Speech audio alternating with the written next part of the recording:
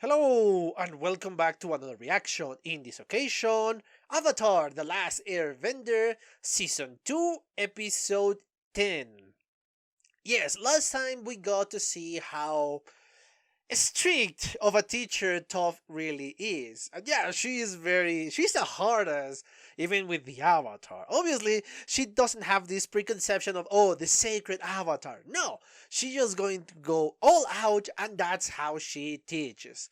And that's fantastic, honestly. I don't think Aang would like for him to be revered every single person in the world.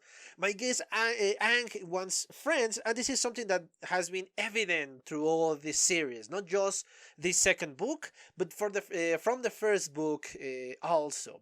So yes, I think yes, even if Aang is kind of uncomfortable with the particular way of teaching of Toph, he will prefer these over being, oh yes, whatever you say, Avatar.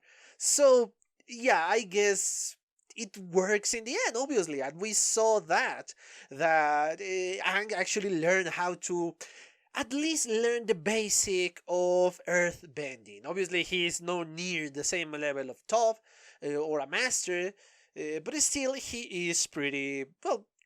He's a noob for this new situation, but it's great because now he can control three elements: air, which is I think he mastered already; water, which is obviously he's still in training. I think it's better than his earthbending, but come on, he's just recently saw that, and obviously earthbending. And yes, I'm sorry I have to cut the funny side, especially just before they were attacked by these saber-tooth moose. I think it was whatever the name of that creature was. Sorry about that. I really wanted to put that in. But yeah, the video was long enough without it, so yeah, I decided in the end, okay, let's cut this part. Oh, but yeah, I love the little conversation that Aang and Zuko, sorry, Sokka and Zuko is the firebender. Uh, but yeah, I love the conversation that these two dudes have. But anyway, enough about my rambling. Let me just remind you, please, that if you like the content of the channel, please consider a subscription and turn on notifications. Please leave a comment so I know what you think about the episode. And if it's something positive, please give me a thumbs up. If not, well, you know what to do. But anyway, yes, that's it for now. Let's just cut all of these and watch the episode, shall we?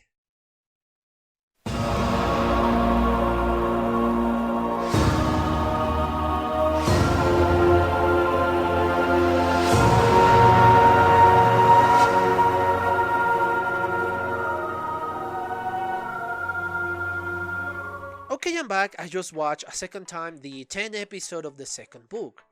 And I love the premise of this episode. I love the aspects of the essence of the episode. Because, yes, they first put us in a situation in which we need knowledge, in which we need strategy.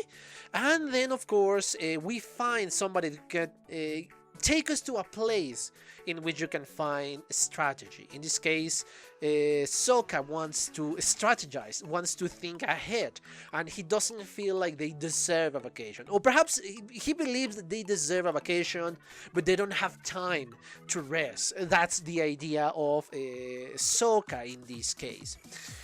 I agree. It is pretty hard to agree completely with somebody in this situation, because yes, later on we find out that actually I don't know how many days or how many weeks has passed since Aang could or started learning earthbending. But obviously he's a little bit of time since the last episode, so he has been practicing. It's not that he's neglecting his practice, it's not like he's just lazing about and doing absolutely nothing. No, he is training, so he is partially true, but obviously the limit of time that we have, thanks to that stone from the sky, thanks to the comet, is the problem. That's the problem, that we have a very limited time to defeat the Fire Lord and to learn all the elements. So, yes, I understand Sokka's side, but I understand Aang's side. So, it is a very difficult thing to just agree vehemently with one side or the other, which is obviously speaking about a great show, because you need to find those conflicts. If you find yourself agreeing completely with one side, especially if that side is of the good side, let's say, you're kind of wrong, because people need to have different opinions. And it's not obviously the fight against good and evil. I'm not speaking about that level of agreeing. No, I'm speaking in the level of which minor things, stuff that even the heroes disagree between each other. That's what I'm speaking about. Perhaps perhaps say, oh yes, if you don't change your mind and you support evil equally as the heroes, no, it's not like that. Obviously, the Fire Lord needs to be stopped. But anyway, I like that part, and I love how the show takes us to a place in which maybe we can find that knowledge. It's not the ideal place because, well, before perhaps 100 years ago, it was spectacular. But now it's not so much. It's very run down. The magnificent glacier that is in the middle of the desert is not so magnificent anymore. And it's just a small place which is obviously in ruins. And we have these not very kind people, which remind me a lot of the Suncrawlers, the Sand People that we got in Star Wars. It's very similar. Perhaps it's obviously on purpose, so you can think of those. That's what it reminds me. Obviously, we need still to hear them speak because they haven't speak, and if they make that ridiculous noise, it will be just the perfect reference. But I don't think they're going to take it to that extreme. Anyway, yes, they find a professor, he wants to find a library, and it's a lot easier to do it on the air. They end up finding it. Obviously, Toph is not particularly happy to see this library because, come on, she's blind, she cannot read, and I don't think any of these books has Braille, or even if Braille exists on this world. So, yeah, poor Toph. Hell, even if she knows how to read Braille. Anyway, moving on. They find the library. Obviously, Toph wants to stay outside, and this creates something else. A conflict for later. They start to explore, and they find the knowledge spirit in the form of a black owl with a white face. She doesn't want to share the knowledge because humans tend to use said knowledge to attack other humans, to gain an advantage from other humans. And we have seen an example, without knowing it, of these with General Zhao. He found this library, he gained the knowledge, and then he tried to use that knowledge to destroy the world. Obviously, in his mind, it was just so he will help the Fire Nation. That's what he wanted. But in the end, he was going to destroy the world with what he did back then in the season finale. So, yeah, that's the problem. And the owl is kind of right. The spirit of knowledge is, well, right. Humans tend to do that. Tends to try to get the knowledge just to get an advantage, especially in this world. We have seen that before. The example of General Zhao. But obviously, not every single human is like that. Unfortunately, the ones who are driven to the point in which they could find the library are those people who wants to use the knowledge to gain an advantage, in this case of the war. So, obviously the owl is not that happy to receive these visitors, even if they include the avatar. I guess for the spiritual world, the avatar is nothing special, it's just kind of another spirit or kind of a mutant. I don't know what the spirit world really thinks about the avatar. Or perhaps it's just some exceptions. Okay, you're the avatar, I don't care. And there are other spirits, oh, you're the avatar, you could help us to connect with the real world. I don't have enough knowledge of the lore of this world, so I can say, oh, is this or is that. They deceive the owl. I don't think the owl was deceived for a second there. He was just giving them the benefit of the doubt. Okay, say, okay, if you prove that you are worthy, yeah, you can take the knowledge, all the knowledge you want. And in the end, they betray set trust and say, okay, we're going to use the knowledge so I can destroy the Fire Nation. And even if the Fire Nation destroy part of the library, because yeah, it has been completely obliterated, the owl doesn't care. Yeah, knowledge now. Anyway, the owl doesn't care. He say, it's enough. I need to stop this cycle in a certain moment, and you are the moment in which I'm going to stop it. And yeah, she started to sink the entire library so no other human being could find it. I don't think the library has been destroyed. I think it's just been sunk so, again, nobody could find it. Because, yeah, the sands are going to move and are going to bury this creature that the library left. And the knowledge is going to be there, unfortunately, not to be shared. But I understand partially the owl, the spirit of knowledge, because, come on, the humans in this world have been misusing all the knowledge that this owl is being gathering. So they can destroy other humans. And obviously the spirit doesn't agree with that. I believe that the spirits wants this balance. Or at least the most benevolent or neutral spirits want this balance. That's what I think. Anyway, moving on.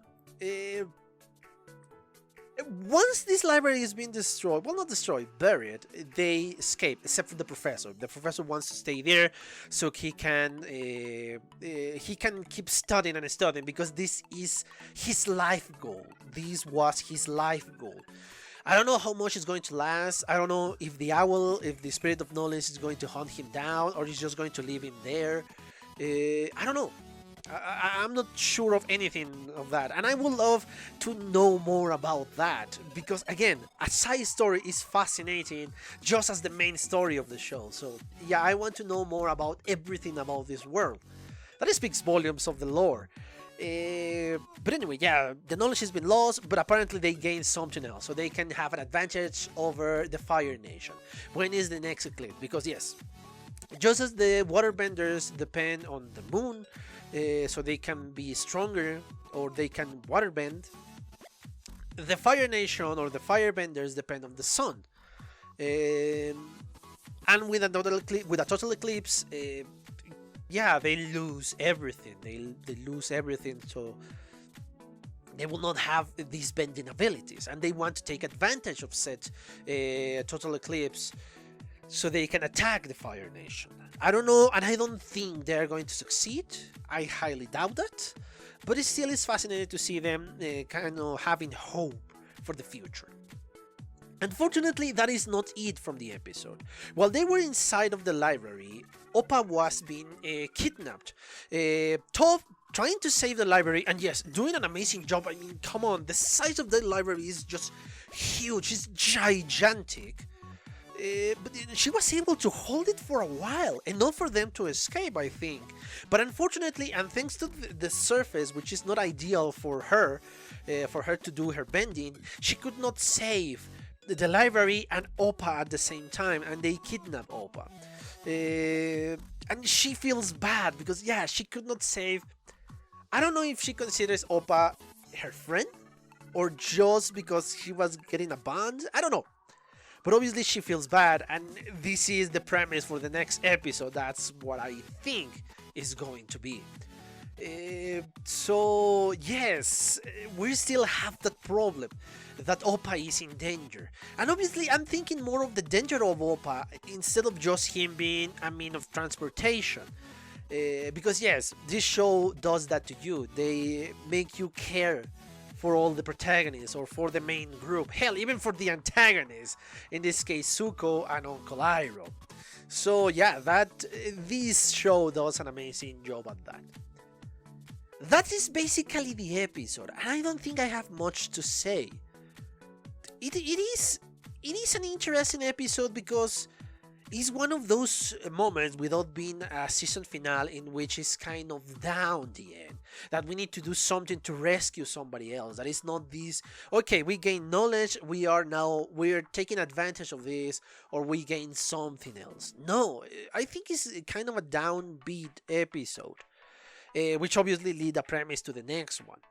A fascinating episode, and yes, I read the Knowledge Spirit voice actor, and no, I do not recognize him. He's Hector Elizondo, which is not somebody I recognize. So yeah, but I like his voice. I like the voice that he gave him to the owl. I like the owl in general. I like this idea of this spirit of knowledge that wants to gain knowledge from all around the world. And as I said before, as I said during my reaction, it reminds me a lot of the Alexandria's library that was actually destroyed by a fire. So I don't know if this is a connection that is just a mere coincidence, or they try to base themselves into this Alexandria's library.